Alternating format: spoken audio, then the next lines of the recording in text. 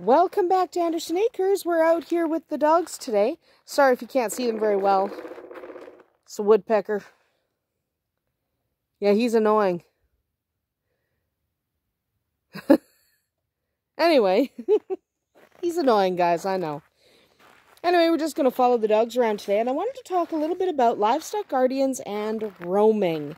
I've had some people ask, yes, that's a woodpecker up in the trees. It's a woodpecker. Don't worry about it. They don't really like the woodpecker. He's annoying. Anyway, so I want to talk about roaming because people have asked about it. Like, how do I keep my livestock guardian home? Well, so let's talk about roaming a little bit. Now, roaming is one of those things that is incredibly common with livestock guardians. Okay, it happens literally all the time. Most livestock guardians will roam at some point. And it's not ideal, but it's also kind of one of the ways in which they help keep the predators away from the flock. So it's not ideal, but it is a part of how they exist. And it is also problematic, especially if you have neighbors who don't appreciate it. So why do they roam? Well, they roam to patrol their area and to mark their territory. This is called perimeter patrol, so they patrol the edges of what they think their perimeter is. And sometimes their idea of what the perimeter is and your idea of what the perimeter is are not the same. And it's a good way for them to keep predators out. Some breeds roam less, some breeds roam more. So I have Great Pyrenees. Great Pyrenees do tend to roam quite a bit. Yes, that's the bird. She gets pretty annoyed by that bird. I don't blame you. Woodpeckers are pretty annoying. Yeah, woodpeckers are annoying. What you gonna do? Yeah, you go play with that cat. Where's vodka? Over here. Anyway, so yeah. Some roam more, some roam less. So Great Pyrenees roam a lot. Things like Maremas might roam a little bit less, but it's one of those things that is really common among livestock guardians. Okay, so it's just something that they do. They tend to roam out as far as they can hear or see a threat.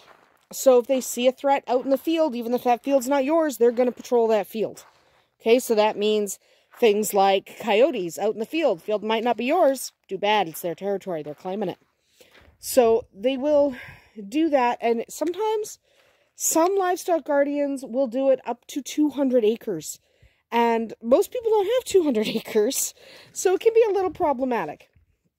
But roaming is a part of their genetic makeup. It is one of the main characteristics that makes them so effective at their job. However, it does put dogs at risk. Okay, a roaming livestock guardian could get hit by a car. They could be trapped or shot by a hunter. Hi, vodka. They could be shot or poisoned by a malicious neighbor. I know someone who that happened to. They could just disappear and you might never know what happened to them. So it does put dogs at risk if they're ranging too far. So how do you fix it? Well, the first idea that comes to mind is a fence. You could put up a 6-foot no-climb fence. No problem. However, that's fine if you only have 1 or 2 acres, right? You have 1 or 2 acres, that's fine. Most of us have more than 1 or 2 acres. Most of us have 10, 20, 100. It is not practical to fence more than about 2 to 3 acres with fencing that will contain your livestock guardian. Because the livestock guardians are not going to be contained by, for example, a fence that'll keep your horse in. They can get through that. They're not going to be contained by a fence that keeps your cattle in. They can get through that. They're not going to be contained by the 3-foot fence that keeps your sheep in. Not going to work. Are we going to fight? We're just all going to play? Okay. So fencing is an idea if you have less property, possibly. You can do things like coyote rollers or do a no-dig system where there's wire under the ground so they can't dig out. It's possible.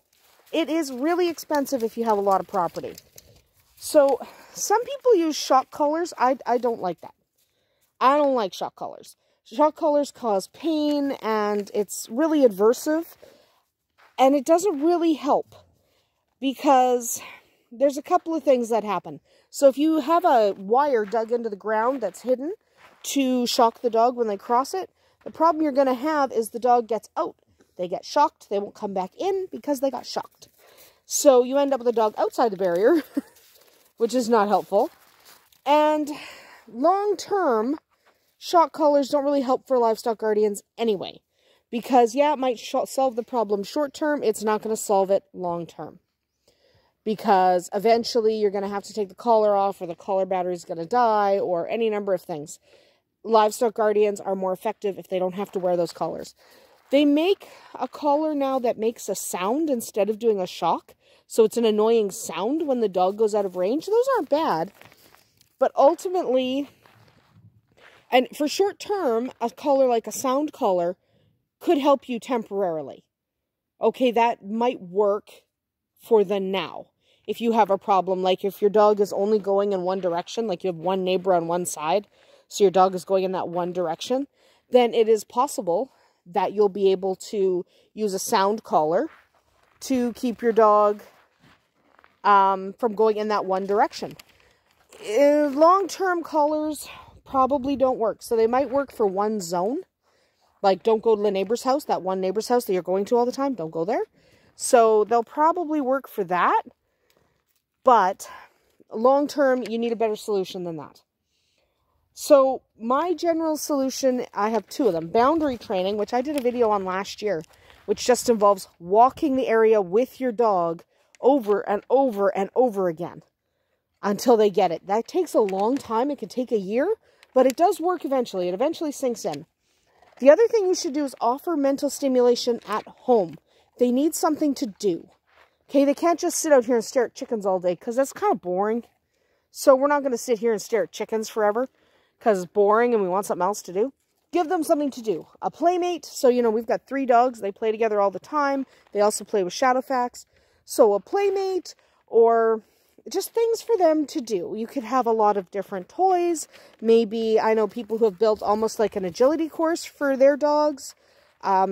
Some of those goat play structures, Great Pyrenees, really like to play on them. We're going to build one. Things like that, but give them something to do. So what doesn't work? Dangle sticks. That's where you tie something heavy right in front of them, so when they walk, they bash into it. Not fun. Doesn't work. Drags, where you tie the dog to like a log or something. That's not going to work either. Not without impacting their ability to do their job. Shock collars, like I said, are not a long-term solution. And chaining or tying your dog isn't going to work either. So why don't those things work? They interfere with the dog's ability to do their job. Remember, I'm making videos about livestock guardians as livestock guardians, not as house pets, not as just regular farm dogs, as livestock guardians. So because I'm doing that, I'm not going to advocate for something that will either put the dog in danger, like tying them will put the dog in danger if a pack of coyotes comes in your yard, and it puts your flock in danger. So I'm not going to advocate for something that prevents them from doing their job or puts them in danger. So the solution there is time, patience, boundary training, give them something to do. And could a sound collar, for example, that plays a sound that kind of annoys the dog work short term? Sure. But long term, you're just going to have to work with the dog. It is really important, especially if you have neighbors that don't appreciate your dog helping. Okay? We have one neighbor, and he kind of appreciates these guys keeping the coyotes away. We have lots of coyotes here. But if you don't have a neighbor who appreciates it, you need to get that wandering under control. And tying the dog up isn't really going to work, because how's he going to protect the chickens if he can't get to the chickens? Anyway, boundary training, lots of things to do at home, and that is about all that's going to work long term. So give those things a shot. Hopefully you have some success with your livestock guardian. There's Tequila having a day. And that's it for us today. We'll see you tomorrow.